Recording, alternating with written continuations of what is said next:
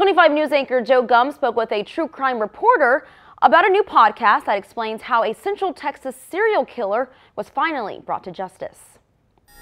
He was a product of Rosebud, Texas. He's now known as the worst sadistic sexual serial killer in Texas history and maybe the U.S.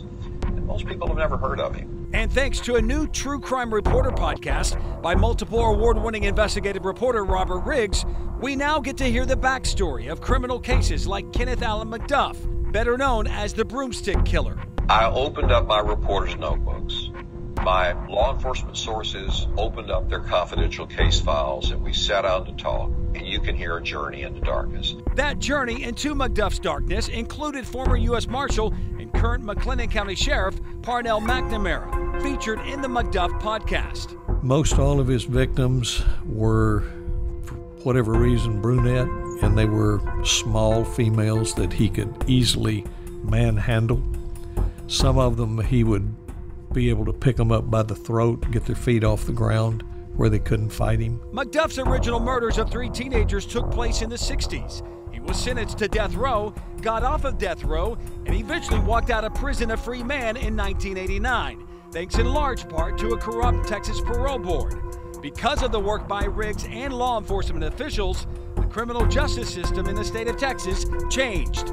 It led me into the underbelly of the prison and parole system in Texas at that time, which was corrupt to the core.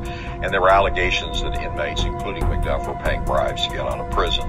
Due to the corruption uncovered, the Texas legislature overhauled the criminal penal code for the first time in more than a quarter of a century, calling it the McDuff Laws, a topic not a lot of people focused on during McDuff's murder spree. The difference between me and everyone else is, one, I'm a reporter. I was there. I was inside the crime scene tape. I'm not just regurgitating information somebody's read in a book or on Wikipedia. I was there. I have all of these relationships with former officers who, by the way, had urged me to do this. And no doubt, the urging of true crime enthusiasts as well. Joe Gum, 25 News, Waco. Joe, thank you.